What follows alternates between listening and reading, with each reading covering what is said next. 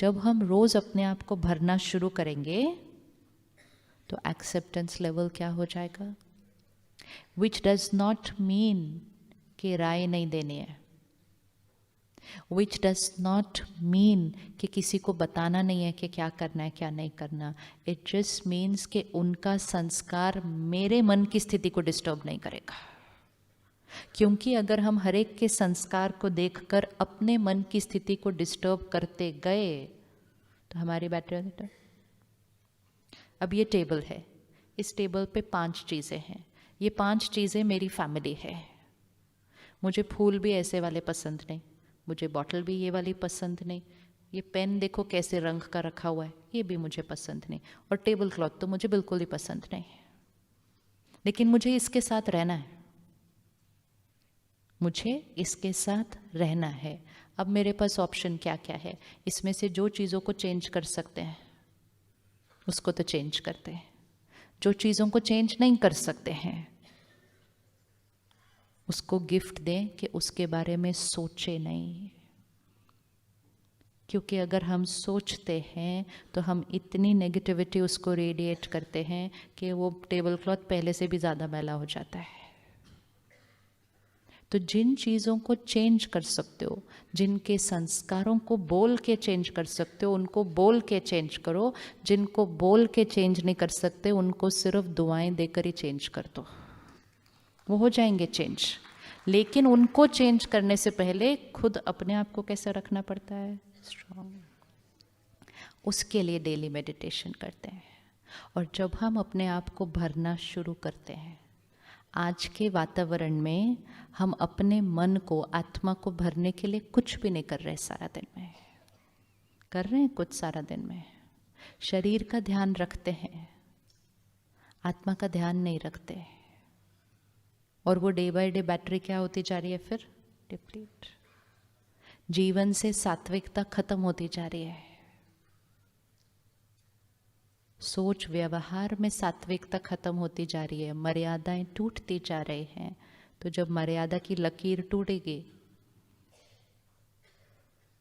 वो लाइन मर्यादा की क्यों ड्रॉ हुई थी कि उसके अंदर रहेंगे तो सेफ रहेंगे. लेकिन मर्यादा की लाइन अगर क्रॉस की तो रावण रूपी विकार क्या करेंगे, हमें पकड़ लेते हैं. तो हमें उस लकीर के अंदर जीवन को वापस लेकर आना है. तो अगर हर रोज़ आधा घंटा समय निकालें अपनी बैटरी को चार्ज करने के लिए, ज्ञान को भरने के लिए, परमात्मा से कनेक्ट हो मेडिटेशन करने के लिए, जैसे ये बैटरी धीरे धीरे बढ़ती जाएगी आपको एक्सेप्ट करना नहीं पड़ेगा, किसी को एक्सपेक्ट करना नहीं पड़ता, वो नेचुरल होता है. ऐसे ही एक्सेप्ट करना नहीं पड़ेगा, एक्सेप्ट नेचुरल होगा क्योंकि हम अंदर से भर रहे हैं. और अगर हम अंदर से खाली हैं तो हम कितना भी सोचते रहें कि एक्सेप्टेंस नॉर्मल है, हमसे होगा नहीं, होगा नहीं. क्योंकि एम्प्टी बैटरी चाहेगी कि दुनिया मेरे अनुसार हो, तब मुझे खुशी मिलेगी. I can be happy only in 2 ways, only in 2 ways. 1, आप मेरे अनुसार हो, दूसरा मेरी सोच मेरे अनुसार हो. दोनों में से कोई भी हो, आई विल बी हैप्पी. जब मेरी सोच मेरे अनुसार नहीं चल रही है, आई वॉन्ट कि आप मेरे अनुसार हो. अब अगर आप मेरे अनुसार नहीं हो तो आई विल वर्क ऑन मेरी सोच मेरे अनुसार हो. दोनों में से एक तो करना ही पड़ेगा अगर खुश रहना है तो, गांठों को ख़त्म करना है तो. किसी को फॉरगिव करना है, किसी को क्षमा करना है, नए साल में जाना है, पुरानी बातें ख़त्म करनी है. वो साल में एक दिन आता है ना जब सबको लिखते हैं कि we forgive me, I forgive you. एक दिन आता है ना, वो कौन से महीने में आता है,